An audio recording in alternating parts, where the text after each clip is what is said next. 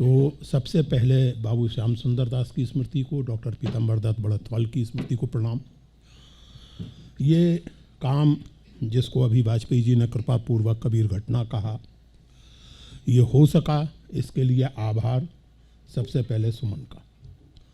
मैं खींचता रहता था कि क्या यार ये ऊँट पटांग ग्रंथावली में सब छपा हुआ है, तो सुमन जी का नाम सुमन है लेकिन व्यवहार कभी कभी काफ़ी, तो उन्होंने मुझे हड़का दिया 2-3 बार कि फालतू की बातें करते हो, खुद ठीक करो। तो टलता रहा। फिर ऐसे ही एक दिन चर्चा महेश्वरी जी से हो रही थी, तो महेश्वरी जी ने कहा बात तो सुमन जी सही कह रही हैं, आपको करना चाहिए। तो महेश्वरी जी का आभार, अशोक जी का, इतने सुंदर प्रकाशन और इतने अच्छे ढंग से इसको प्रकाशित और संपादित रूप को लाने के लिए सत्यानंद, निरुपम, शिप्रा, चेतन क्रांति, कौशिक जी, राकेश कौशिक, खेम सिंह, त्रिभुवन पांडे, और इतनी जल्दी इसे छाप देने के लिए इतने सुंदर ढंग से अशोक त्रिपाठी का बहुत बहुत धन्यवाद। इस आयोजन में सुभा जी ने जिस भावपूर्ण ढंग से हमें कबीर के शब्दों के संगीत तक पहुंचाया, उसके लिए आपको बहुत धन्यवाद, बहुत आभार आप लोगों का, आपका, अनिल जी का, आपके बाकी दोनों साथियों का। वाजपेयी जी ने जो कुछ कहा, मैं क्या कह सकता हूँ सिवाय इसके कि शब्द कम हैं जो कुछ कहा आपने उसके लिए, और जो आपकी भावना थी उस पर खरा उतरने की मैं कोशिश करूँगा। और आपने बिल्कुल ठीक कहा कि साहित्य का अर्थ जो लिया जाता है, मिसाल के तौर पर इस समय सोशल मीडिया की बात करें तो इस समय गंभीरतम समस्या प्रेमचंद के फटे जूते, तो ऐसे साहित्य से मैं अलग हो गया, ये आपने सही कहा, अच्छा ही है। लेकिन इसका ये अर्थ नहीं है, और पब्लिक इंटेलेक्चुअल या कुछ भी होने का ये अर्थ नहीं है कि साहित्य से वास्ता नहीं रहा, बल्कि ये अच्छा ही है। और इस तरह से आपने ठीक अनुमान किया है कि मैं, अगर ईश्वर ने समय दिया तो कुछ चकित और करूँगा आपको। सारी अपनी पब्लिक इंटेलेक्चुअल एक्टिविटीज़ के साथ कुछ ना कुछ ऐसा चलता रहता है जो एकाएक आपको लगे कि अरे ये तो क्या काम कर दिया।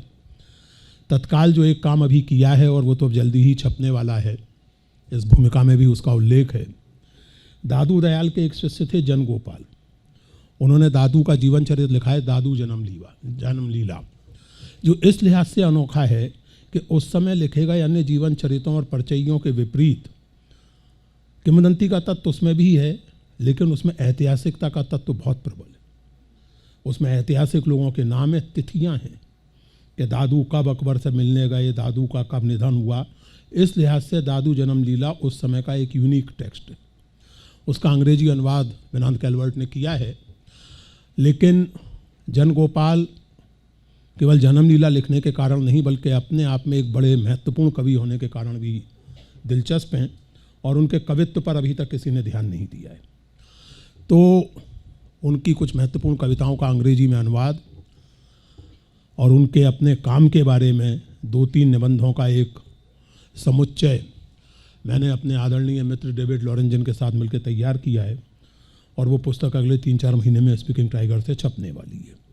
अब उसके बाद जो मैं कर रहा हूँ वो जब हो जाएगा तब बताऊँगा और मैं बहुत आभारी हूँ अपने युवा साथियों का, दलपत का और सुधा का, कि इस बातचीत के लिए आपने समय निकाला। और इन्हीं का नहीं, मैं अपने उन तमाम छात्रों और पाठकों का आभारी हूँ जिनके साथ एक तरह का प्रत्यक्ष और अप्रत्यक्ष संवाद करते हुए पिछले इतने सालों में मैंने कबीर के बारे में सीखा है। मैं मानता हूँ, और रामानंद और कबीर के संबंध की किंवदंती भी हमें बताती है कि केवल गुरु नहीं सिखाता, छात्र भी सिखाता है। किंवदंती यह है कि रामानंद तो संस्कारनिष्ठ ब्राह्मण थे, तो मुसलमान से तो वो सूरत तक नहीं देखते थे, पर्दे के पीछे से बात करते थे, सब किंवदंती आप लोग जानते हैं। तो कबीर लेट गए सीढ़ियों पर और खड़ाऊ से पांव टकराया, उनके मुंह से राम राम निकला, तो कबीर ने कहा कि मैं तो रामानंद का शिष्य हूँ। तो रामानंद ने एक दिन तलब किया कि क्या बात करते हो, मैंने तुम्हें कब गुरु मंत्र दिया, झूठ बोलते हो इस तरह से। तो कबीर ने कहा कि आपने मुझे राम कहा, और अनंत दास को अगर याद करें तो अपने आप से भी राम कहा, इसके अलावा और कौन सा गुरु मंत्र होता है। इसके आगे की किंवदंती सर्वाधिक मार्मिक है। रामानंद पर्दे के पीछे से निकल आए और उन्होंने उस जुलाहे को गले लगा लिया। यानी केवल रामानंद ने कबीर को नहीं सिखाया, कबीर ने भी रामानंद को सिखाया। मैं बहुत आभारी हूँ अपने छात्रों का और अपने पाठकों का, जिनमें से कुछ यहाँ मौजूद हैं। वेद सामने बैठे दिख रहे हैं, धीरेन्द्र खड़े हुए हैं, कुंदन भी कहीं दिख रहे थे थोड़ी देर पहले, सुनंदा है, रुचिता है। आप सब लोगों को बहुत कृतज्ञता के और आभार के साथ प्रणाम। अपने छात्रों को, मैं छात्रों को प्रणाम करता हूँ। और अब किसी भी अध्यापक के लिए सबसे गौरव का क्षण वो होता है, हम लोग वाइवा वगैरह में खिंचाई करते हैं इन सब लोगों की, तो किसी भी अध्यापक के लिए इससे ज़्यादा गौरव का क्षण क्या हो सकता है कि उसके 2 प्रिय छात्र अब उसके काम पर उसकी खिंचाई करें। बहुत धन्यवाद।